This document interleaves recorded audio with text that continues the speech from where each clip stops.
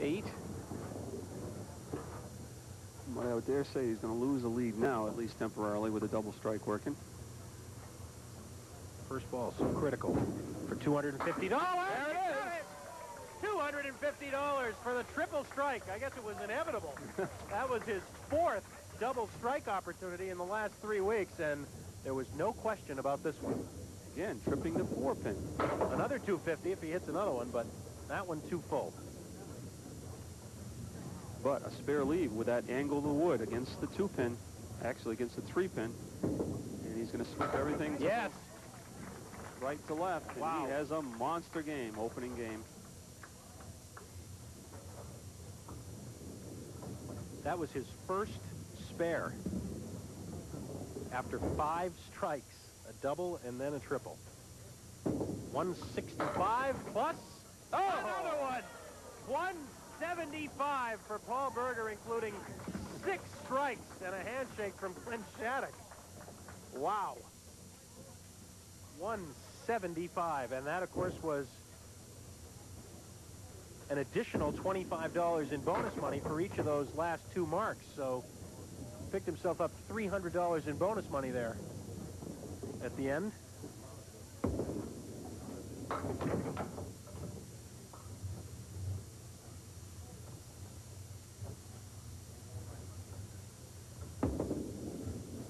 Glen Shattuck, who's had a pretty good opening game himself, he started with 3 marks, added another strike a few boxes ago, but he's going to need a mark right here just to stay somewhere around 30 behind.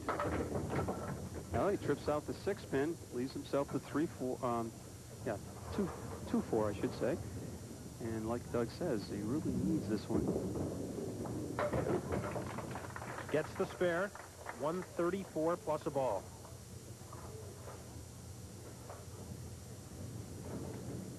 Paul Berger left only 2 pins standing, likewise for Glen Shattuck. Paul Berger, if you just tuned in, threw 1 spare, got a 175.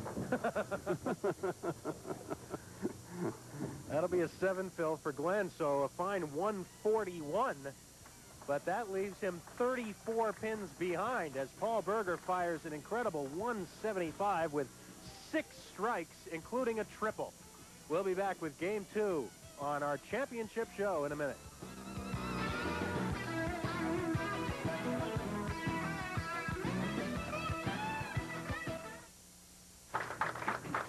The bonus ball contest will be worth $30 and a couple of sets of brand new bowling balls at the end of the hour.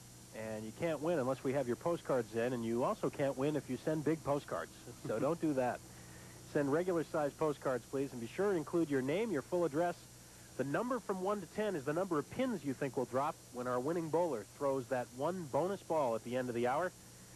And send those cards in to Park Place Lanes, Route 28, Windham, New Hampshire, 03087. What a great show these 2 bowlers put on here on Game 1 of our championship match. And Glen Shattuck will lead off Game 2, trailing by 34, even though he threw a 141.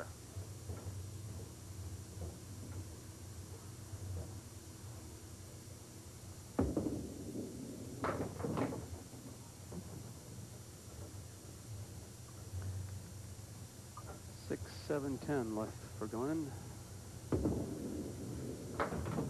And it's a 9-box. Glen Shattuck had 5 marks, as you saw in that opening game. Paul Berger had 7, and 6 of them were strikes.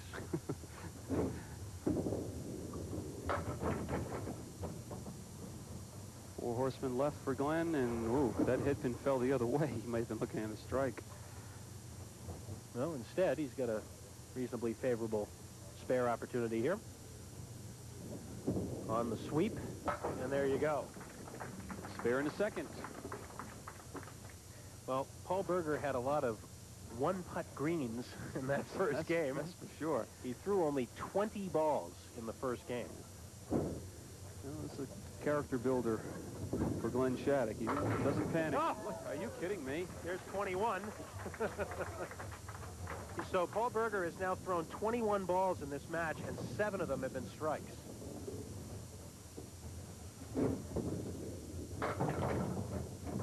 What? No strike? Well, normally we say that if a bowler is throwing more strikes than spares, usually that's not a good thing. It means they're not making shots or not getting enough pinfall on the first ball. But not in this case. No, he hasn't anything to shoot at. They're all going down. No time for Glen to panic, because Glen is bowling well, and we got a long ways to go. And he's throwing his marks, too.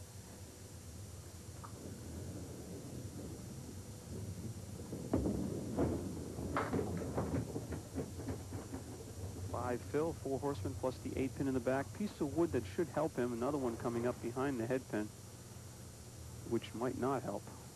Oh, yeah. The ball. Oh, how about that? Little cue shot. That ball was rolling just hard enough to knock over the 8 pin. Deflected the ball and came out of the channel and right in the pocket again. And a strike. There, 3 in a row, $25 in bonus money for Glen Shattuck. As I said, a long ways to go.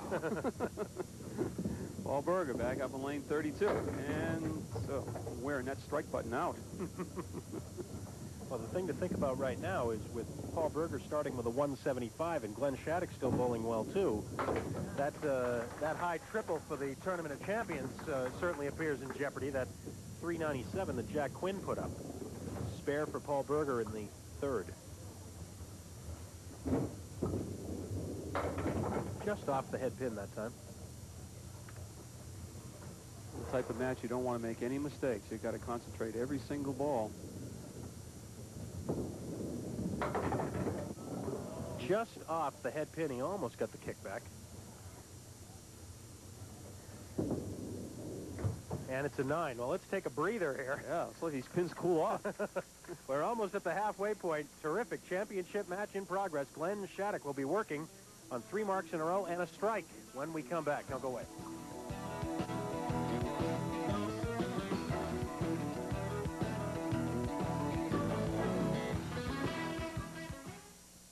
All right. Here's what's happening. Right now, the lead is 31 pins for Paul Berger, but Glen Shattuck is working on a strike. Whatever he throws on this strike will cut into the lead. Just missed the head pin, and, well, 4 horsemen plus the 8 and 9 in the back. Piece of wood. Trying it for another $25. Got it. Does. 4 in a row. So the 4 on the first ball doesn't hurt him at all because he converts it into the spare. 9th mark for Glen Shattuck. Each bowler with 9 now. Off target again, but he gets a 7 drop to 1, 2, and 8. This for another $25. 81 half for Glen Shattuck. Ooh, sliding by. So Not this time. Both bowlers missing the object pin on spare opportunities. Well, Glen Shattuck has $75 in bonus money. With the 10 bucks there, Paul Berger has $300 in bonus money already. The 5 marks in a row, the triple strike with 2 more added on, 2 more marks added on. And Paul's got another one. That is 8 strikes. And we are now halfway through the match for Paul Berger. 8 strikes.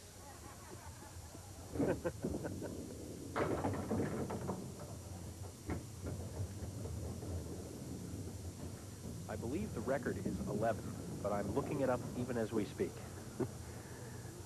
Paul's looking at the 3, 5, and 10. Try to going spare on strike. Ooh, you almost got it from the back. 9 fill. And 9 it is. And I gave him a 10 bucks. I'll correct that right now. Actually, I was overestimating. The record for most strikes by one bowler in a match is 9. And Paul Berger is one of the 2 guys who share that record. Peter Flynn also did it. Again, Glen missing the head pin to the right. 4 horsemen in a 9. Glen had 91 through 6 boxes and gained only 9 pins. But you look at the other way and say if he didn't have the 91, he'd be right. wait for this show to be over. We're warming up the car. That's right. So we still got a match. Oh, In there and needs the extra. Well, he's got wood hanging around, though, on the 4 and the 10.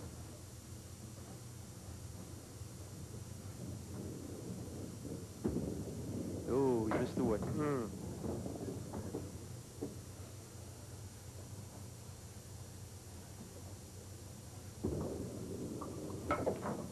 And it's still there, 9 bucks. So 2 open frames for Glen Shattuck.